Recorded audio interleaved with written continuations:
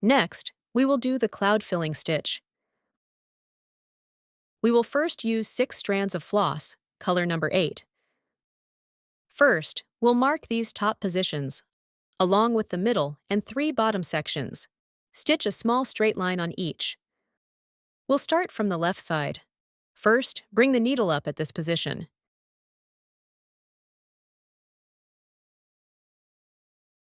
Stitch this side as well.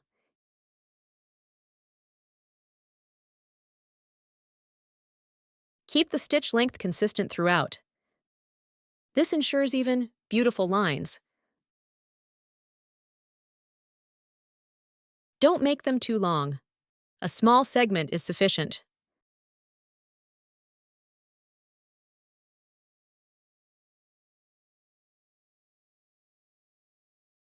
After completing this row, move on to the middle row. Use the same technique.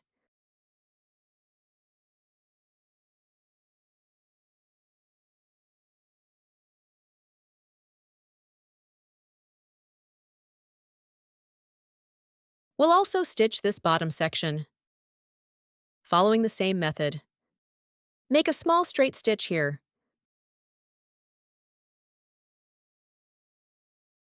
Bring the needle down here for the last stitch. Next, use color number 6 with 6 strands. We'll thread through the center. Let's demonstrate. Bring the needle up at the center top. Pass through the first straight stitch in the middle.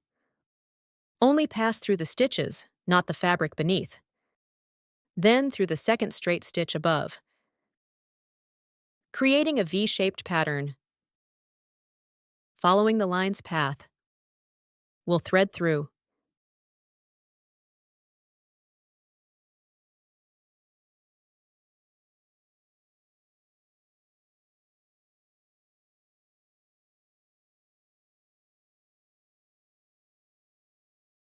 Bring the needle down at the center top.